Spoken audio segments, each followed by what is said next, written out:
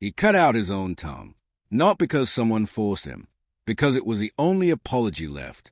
And what he was apologizing for was something so dark, so twisted, so completely unthinkable, that by the time you understand it, you will sit in silence for a long time.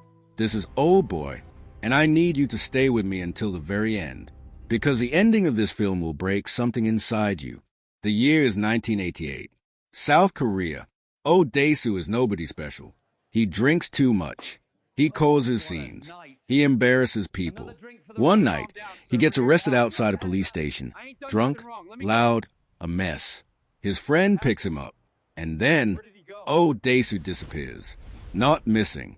Not kidnapped by strangers. He simply vanishes from the world without a trace. He wakes up inside a room. One bed. One TV. 4 walls. No windows. No explanation.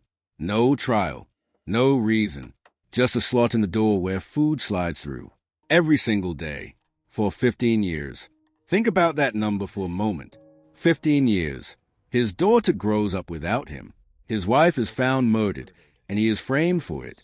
The world forgets Dae-soo exists. But Dae-soo never stops burning. He trains his body against the walls. He scratches the days into the plaster. He watches the outside world on a small TV, news he can never be part of. And every single day, he asks the same question. Why? Why me? Who did this? And why? He never gets an answer. Until one ordinary day, the slot opens. And instead of food, fresh air rushes in. He is free. No explanation. No apology. Just go. Dae-soo stumbles into the world like a man reborn in rage. 15 years of hatred compressed into one body. He has one goal. Find the man who did this. And destroy him. He ends up in a restaurant, half broken, barely human. And there he meets Do, a young woman. A chef. Beautiful and kind. She takes him in. She helps him eat. She helps him breathe. Something awakens in him. Something that feels dangerously like love. But Dae-soo cannot rest. He begins pulling at threads. He remembers a smell, a distinct flavor of fried dumplings, from the food that slid through his slot every single day for 15 years. He tastes his way through every dumpling restaurant in the city. He is hunting the ghost of his own prison by its taste. And he finds it. A private prison. A business. A man named Mr. Park who runs it. Dae-soo tears his teeth out one by one with his bare hands for information. And the name finally surfaces. Lee Woo-jin, a man Dae-soo went to school with decades ago. A wealthy, elegant, brilliant man. And Dae-soo cannot figure out why. What did I do to him?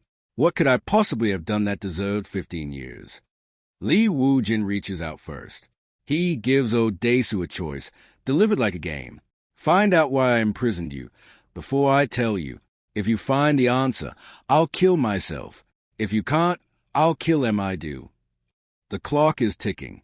Dae-soo digs into his memories like a man digging through rubble. He goes back to school, to his past, and then he finds it, a buried memory. When they were teenagers, Dae-soo once looked through a window. He saw something he shouldn't have. Lee Woo-jin with his own sister. An intimate moment. Forbidden. Private. Dae-soo didn't mean harm. He was just a stupid teenager. He whispered it to one friend. Just one friend. But rumors have no leash. The rumor spread through school like fire. And Lee Woo-jin's sister, unable to live with the shame, walked to a dam and jumped. She died because of a whispered secret. A rumor started by a boy who didn't even understand what he had seen. Dae-soo broke down when he understood. 15 years. One teenage rumor. He falls to his knees in front of Lee Woo-jin. He begs. He grovels on the floor like a broken animal. I'm sorry. I'm sorry. I'm sorry. Lee Woo-jin watches him with cold, satisfied eyes. And then he smiles. Because Dae-soo still doesn't know the full truth. The revenge isn't finished. It has only just begun. Lee Woo-jin leans forward and speaks 4 words that detonate like a bomb inside the film. She is your daughter. Do, the woman Dae-soo loves. The woman he has been sharing a life with. The woman who calls him by name. She is his daughter, his own child. separated from him during his imprisonment, growing up unknown to him, placed directly in his path. By design, Lee Woo-jin engineered everything. He didn't just take 15 years from Oh Dae-soo. He arranged for Oh Dae-soo to fall in love with his own blood, a revenge so precise, so grotesque, so deeply calculated, that it doesn't just destroy a man's body or his freedom. It destroys his entire identity, his love, his humanity, his memory of who he was. Oh Dae-soo collapses. He makes the sound of a man whose soul leaves his body. He crawls to Lee Woo-jin's feet. He begs, please, please don't tell Mi-do the truth. She doesn't know. She must never know. And then he does something that no one expected. He reaches into his mouth and cuts out his own tongue with a pair of scissors. The tongue that once whispered a rumor. The tongue that destroyed a family decades ago. He removes it as payment, as punishment, as the only form of justice he has left to give. Lee Woo-jin looks down at him, satisfied at last. He walks to an elevator and puts a gun to his own head. His revenge is complete. He has nothing left to live for. Oh Dae-soo finds a hypnotist. He asks her to erase the memory, to cut it out of his mind the way he cut out his tongue, to let him go back to Mi-do without knowing what he knows. The film ends in snow. Mi-do finds him and holds him. He smiles, and then the smile twists into something that doesn't look like peace, something that looks like a man standing at the edge of a cliff, deciding whether the fool is worth forgetting.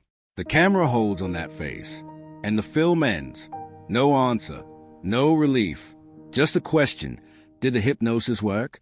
Does he know? Does he remember?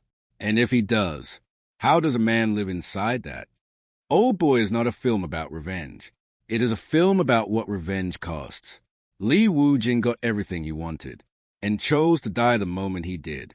Oh Dae-soo survived everything, and may have wished he hadn't.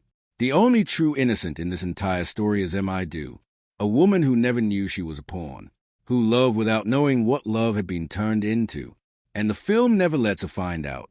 Maybe that is the only mercy in the whole story. I want to ask you one thing. If you were Oh Dae-soo, would you want to remember, or would you rather live the lie? Drop your answer below. I read every single comment. And if you want a film that hits just as hard, something that will leave you just as speechless, it's already on TheStoryDrop. Go find it.